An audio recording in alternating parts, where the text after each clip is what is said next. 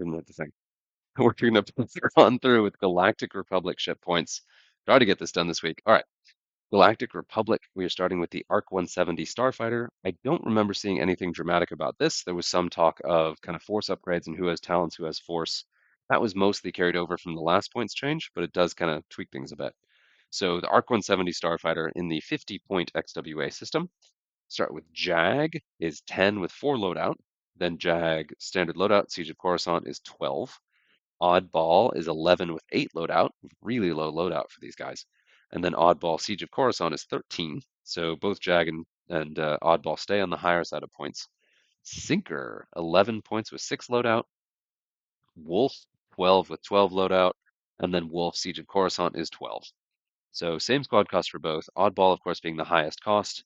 Wolf does still stand out as having the highest loadout value. So as the custom option, I think Wolf is probably the best standalone if you don't run multiple arcs, but then also has the best loadout value to play with for a second to highest cost. And then we have the 104th Battalion Pilot, pipped to 2. Can't have more than 2 of these, but they're coming in at 10 points with 3 loadout. And ARC 170 is just so good at just gumming up the board that even 2 of those at 10 points seems really, really good. Um, I've been mucking around with battle meditation quite a bit. I believe battle meditation was also pipped, which is the option that lets you coordinate multiple ships as long as they're generic. And I do think that's really strong with ships like the 10-point generic ARC 170. I think there's something there. I don't remember if I said this, but the Squad 7 veteran is not pipped, but it is 12 squad cost and 16 loadout. Still, just a naked 10 cost ARC 170 is pretty darn tempting. And we have the BTLAB Y Wing, excuse me, BTLB Y Wing. Anakin Skywalker himself coming in at 13 with 16 loadout. The loadout's on the low side. The squad cost is also on the low side. That's a pretty efficient ship to throw in there. Um, Broadside is 9 with 10 loadout. Goji is 9 with 13 loadout. Matchstick is 10 with 13 loadout. Oddball is 11 with 19 loadout. R2D2 is 10 with 20 loadout and does keep his crew slot, which is a hilarious combination there. Him coming in at 10 makes me happy with 20 loadout is pretty cool. You can do a lot with him. Yeah, I really don't see people play with the crew carrying R2D2, but I really wish people would more. And this will certainly encourage that. Then we've got the Red Squadron Bomber generic is 8 with 9 loadout, and the Shadow Squadron Veteran, the upper tier generic, is 9 with 13 loadout. Oof, man. We get the CR-90 Corvette. Ramus Antilles is the standard loadout from the XWA. That is the Tantive 4 is 35. And then the Republic Judiciary generic is 36 with 40 loadout. Then onto the clone Z95 Headhunters. Yes. We have Boost, 8 with 10 loadout. Drift, 8 with 12 loadout. Hawk, 8 with 10 loadout. Killer, 7 with 5 loadout. Nap, 8 with 11 loadout. Glider, 7 with 5 loadout. Stub, 8 with 10 loadout. Warthog, 9 with 17 loadout. Seven Sky Core Pilot is 7 with 8 loadout. And the Reaper Squadron Scout is 8 with 11 loadout. So the Clone Headhunter is not probably going to be the cheapest ship in the faction, which is interesting. Which kind of makes sense because the Clone Headhunter is a better chassis than your other Z95s. So coming in at like 7 to 9 gives you a good print spread to go ahead and drift it in, or to like fit it into squads, but not going down to 6 does reflect that it's a little bit better than your average like chaff chassis.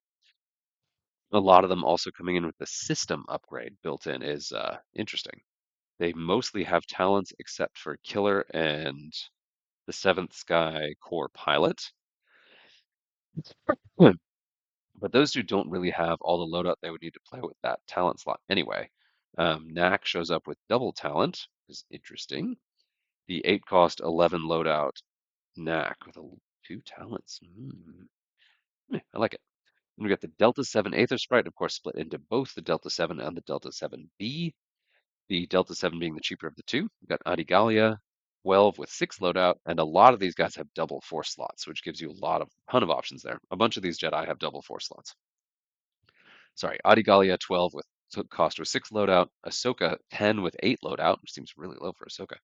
Anakin 14 with 12 loadout, another fairly efficiently priced Anakin. That puts him kind of in the same range as Von Reg, but I think that Anakin Delta 7 loses more than Von Reg does.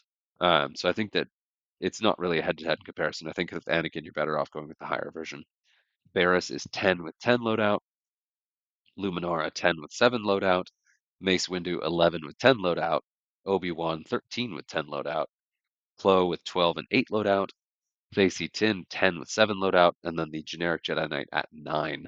I did mention that I was mucking around with battle meditation. Those generic Jedi Knights at 9 with 6 loadout are pretty good. 9-6. So there's stuff you can do with that, and they do benefit a lot from battle meditation, especially if you just battle meditate them up with target locks, and then they just have their force. They can also focus, and then they also often have the what's the thing? Not sync. They could have synced console, but also the second configuration that you can give them now if they're not 7B. Um, I'll remember that at some point. Then we've got the Delta 7B Aether Sprite, Adigalia again, 14 with 7 loadout, so an immediate big bump in the points cost here. Ahsoka goes up to 13 with 10 loadout. Anakin goes up to 16 with 12 loadout, but worth every single cent. You do see a dramatically lower upgrade bar. It shows the missing configuration and mod slot from having the 7B in there. So it means that you can't do some of the stuff that would take multiple mod slots, and you can't take the oh god, I'm gonna remember that thing at some point. Anyway, Anakin coming 16-12, Barris coming in 12-9, Luminara is 13 with 8 loadout, Mace is 13 with 8 loadout, Obi-Wan Kenobi's 15 with 11 loadout, up there. Flo is 14 with 8 loadout, and then Sacy is 13 with 8 loadout, and the Jedi Knight generic is 11 with 4 loadout. Clearly a much more frightening Jedi Knight coming in with the extra attack die, especially the double coordinate, but that adds up really quickly that there's a 2-point cost increase for each one. So instead of 9 and 9 giving you 18, it gives you 22 because you have the two 11s. But still, there's something there. Then we have the Ada 2 Actus. Ayla Secura at 11 with 11 loadout. Anakin at 12 with 10 loadout, so we still keep Anakin. And then Anakin standard loadout, Siege of Coruscant, is 12 with no loadout. That one is still a budget pick, but he's definitely more expensive than he was. So I would consider that a bit of a nerf, because I'm pretty sure the standard loadout was cheaper than the custom version. Or it might just come with more, I'm not sure. Kit Fisto is 10 with 8 loadout. Obi-Wan Kenobi is 12 with 12 loadout. Obi-Wan Siege of Coruscant is 11, coming in very cheap.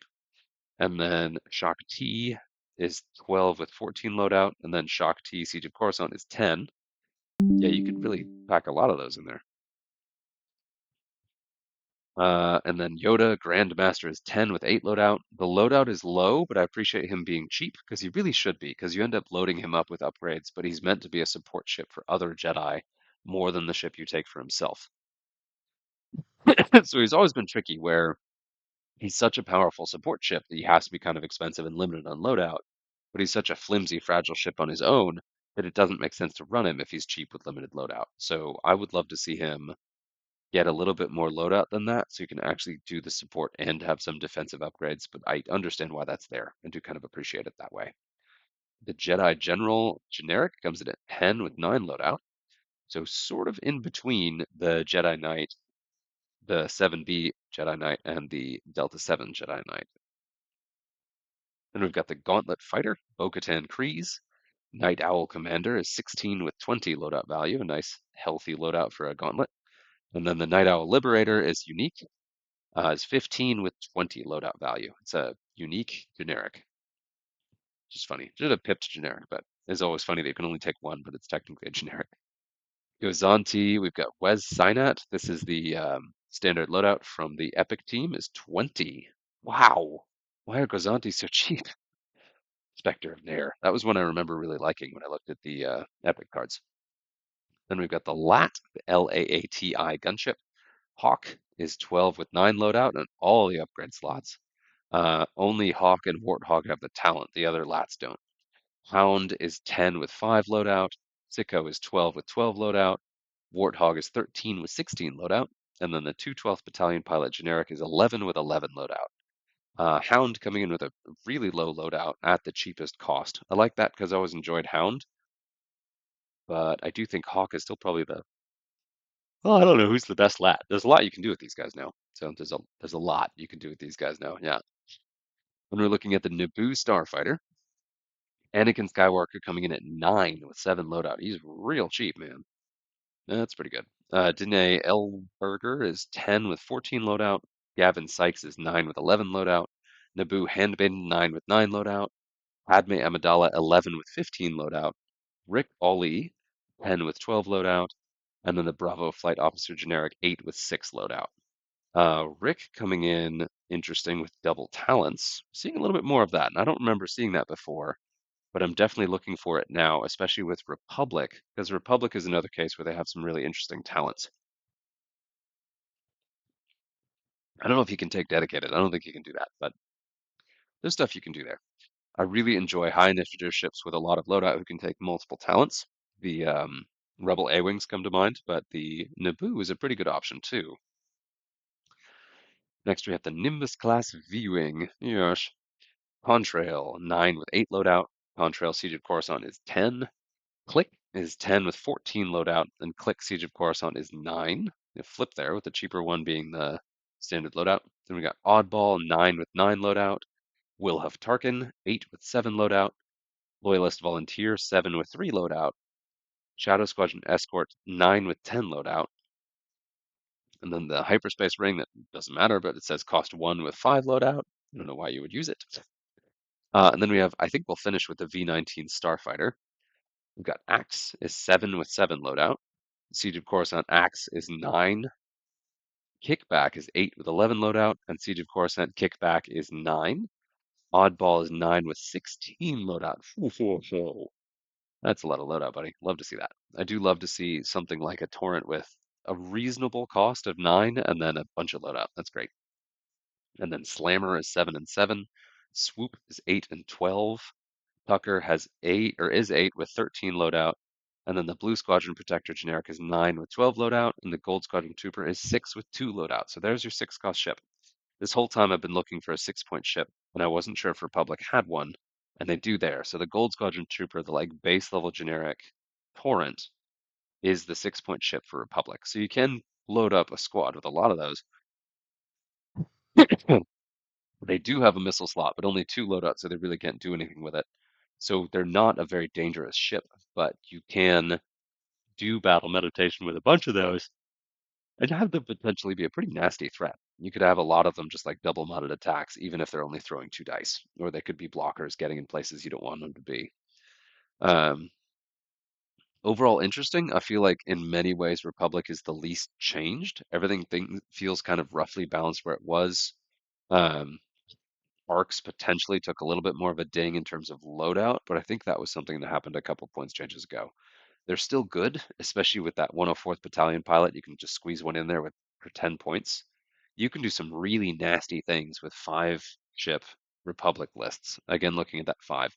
If we're assuming the kind of general squad size is going to be closer to 4, 5-ship lists are more powerful than ever, and Republic is one of the better factions for doing that, even if the bulk of their pilots are higher cost than most. Like you've got a lot of options in the 7 and 8 space, but they're all chassis that you don't necessarily want to spam and you want to put in some power pieces. And then the most powerful power pieces Republic has are very fragile. So it's a really interesting faction. One I've always liked and been interested in, but just haven't played all that much. But I have played it more than Resistance or First Order. But curious to hear what people think about Resistance or Republic. GAR, Grand Army of the Republic. We have one more faction, and then we are done with the current date of the 50-point lists.